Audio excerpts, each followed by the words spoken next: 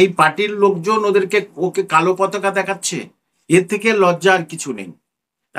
সম্মান থাকলে রিজাইন দিয়ে চলে আসা উচিত, কিন্তু রিজাইন দিয়ে চলে আসলে আবার সামনে বছর টিকিট পাওয়ার কি হবে? সামনে তো এসে গেছে। যে সিদ্দিকুল্লাহ চৌধুরী মন্ত্রিত্ব আছে শুধু লোভে।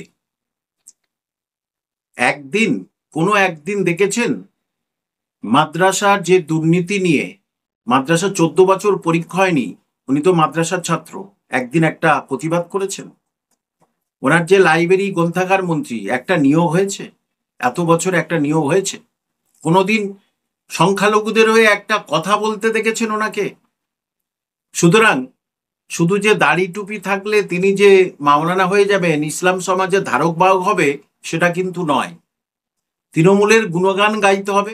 যে সুতরাং যে এলাকায় ভোটে উনি জিতেছেন সেই এলাকা থেকে 29 জন ছেলে মেয়ে আমার কাছে পড়তে আছে, 29 জন, নাম কাউন্টিং করে বললাম।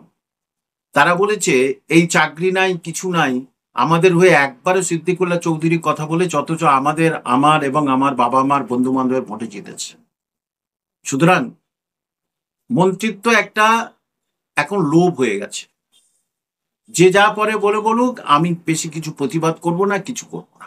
যে ওই একই পদ্ধতি, যে আপনি সুপ্রিম কোর্টের অর্ডার মেনে কেন অযোগ্যদের আলাদা করছেন না, এবং অযোগ্যদের পরীক্ষা বসার অনুমতি দিলেন কিভাবে এটা, এবং যে 2016 প্যাটার্নের কেন করলেন না, এক্সট্রা 10 নাম্বার কেন দিচ্ছেন, 20 নাম্বারের ইন্টারভিউ কেন, এইসব নানা রকম প্রশ্নের নাস্তানাবুদ করে ছেড়েছে, এবং সোমবারের মধ্যে সেটা লিখিত আকারে জানাতে হবে। সেখানে কোনো কিছু জানাতে পারবে না।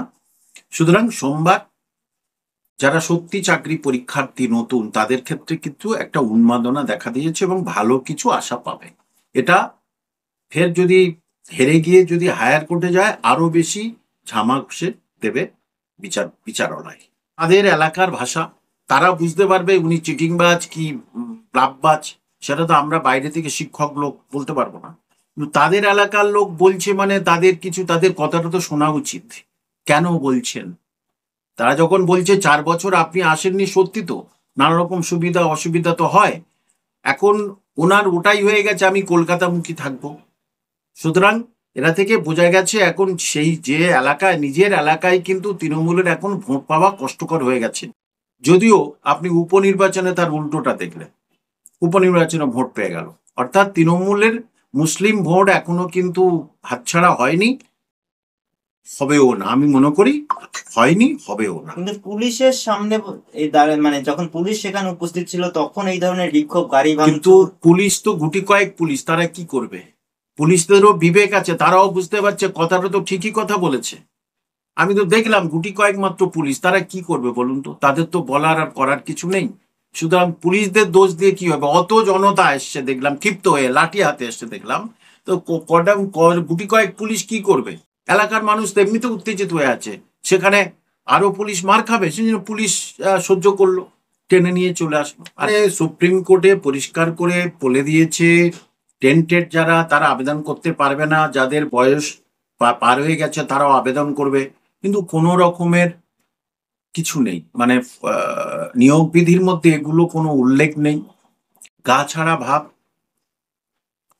মানে কিছুদিন আগে ওবিসি এবি তুলে দিল ফর্ম ফিল আপ থেকে, অল ক্যাটাগরি তখন দিয়ে দিল, এসসি এসটি ছাড়া সেটা দিয়ে দিল।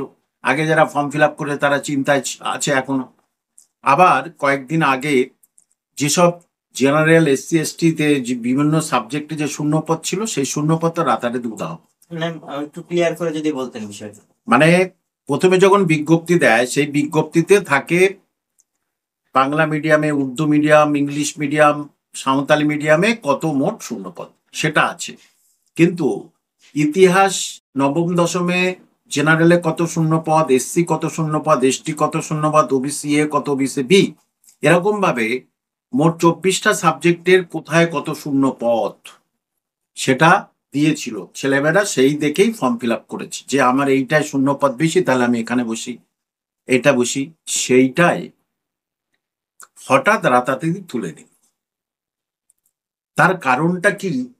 কিছুই বললো না। একটা তো নোটিফিকেশন দেবে, এই কারণে তুলে নেওয়া হচ্ছে, আপনারা কিছু ভাববেন না, যেটা বামফ্রন্ট সরকার করত, কিন্তু ছেলে মেয়েদের অথই জলে ফেলে দিয়ে হঠাৎ এটা করে নেয়। না, যদি এসসি এসটি জেনারেল এই ক্যাটাগরিটাই তুলে নেওয়া হয় তাহলে তো সেটা শূন্যপদ অটোমেটিকলি তুলে উঠে যাবে। এসসি এসটি ক্যাটাগরি একেবারেই আছে, এসসি এসটি নিয়ে তো কোনো মামলা নেই, জেনারেল নিয়ে কোনো মামলা নেই, ওবিসি এ বি নিয়ে মামলা হয়েছে। তাহলে ওবিসি এর বির 66টা কাস্ট মাত্র ফর্ম ফিল আপ করতে পারবে 2010-এর আগে যারা, তাহলে সেটা ওবিসি এ বি না দিয়ে এবং বলে দিয়েছে ওবিসির যে 17% সেটা আর হবে না, কোর্ট বলে দিয়ে 7% রিজার্ভেশন মাত্র। 31শে জুলাই হচ্ছে কি ফাইনাল, কিছু আবার হিয়ারিং হবে, তার আগেই ওই জন্যে সমস্ত শূন্যপদগুলো তুলে নিয়েছে কেন, এইটাই অদ্ভুত ব্যাপার। এসসি এসটি জেনারেলে থাকলে কোনো অসুবিধা, জেনারেল যদিও হয়তো অসুবিধা আছে, কিন্তু এসসি এসটি তো বাড়বে না। এসসি এসটিটা তুলে নেওয়ার কি পদ্ধতি আমি বুঝি না, মানে কারণটা জানা যাচ্ছে না কারণ নিজেরাই তো বলে দেবে এই কারণে তুলে নিলাম, সেটাও বলেনি, তাহলে কি এই বলে? ধোঁয়াশা তৈরির কারণ কি পর্ষদ এই আপনার মানে ছাত্রছাত্রীদের নির্ভুল তথ্য দেওয়া এই এসএসসির মানসিকতায় নেই। সুপ্রিম কোর্টের রায়টাকে মান্যতা দেওয়া এসএসসির মানসিকতা বিরোধী, তথা এত বছর পর পরীক্ষা হচ্ছে তাদেরকে সঠিক তথ্য দান করে তাদেরকে প্রেরণা দিয়ে সঠিক তথ্য দিয়ে পরিচালনা করা, এটা এই সরকার তথা স্কুল সার্ভিস কমিশন চায় না। এইটাই যারা এই ব্যাপারে যাদের সম্যক জ্ঞান নেই না, এই অনেকদিন ধরে আমার ঘাটাঘাটি বলে আমি বলছি, টেটে যদি দুর্নীতি হয় তাহলে টেট 150 নম্বরের টেট ইজুকাল টু 5 ধরা হয়, সেখানে যদি দুর্নীতি হয় তাহলে প্যানেল কি হবে? প্যানেলও দুর্নীতির ছাপ পড়বে, সেটা তো বিচারপতি বলেই দিয়েছে। তাহলে আপনি কি মনে করেন 2014 টেটটাই বাতিল করা উচিত? দেখুন, বাতিল হতে পারে, বারবারই এটা চাইবো যে যোগ্যদের লিস্টে দিক, আলাদা করুক, সেটা তো পারবে না কোনোদিন। তাহলে বিচারপতি কি বলবে? বিচারপতি চাইবে যে, বিচারপতি বলেছে কে সুযোগ পেয়েছে আর কে সুযোগ পায়নি, কে চাকরি পেয়েছে আর কে চাকরি পায়, আমি সব দেখবো না, আমি দেখবো দুর্নীতি হয়েছে কি, দুর্নীতি হলে আমি খারিজ করব, এটাই হচ্ছে প্রশ্ন। সুতরাং এখানে আরো অনেকরা মানে যারা শিক্ষক মশাই এখন আছেন তাদের যে অ্যাডভোকেট অনিন্দ মিত্র নানা রকম তথ্য দিয়েছে, প্রায় 1 ঘন্টা সলভ করেছে, আমি পুরোটাই শুনেছি।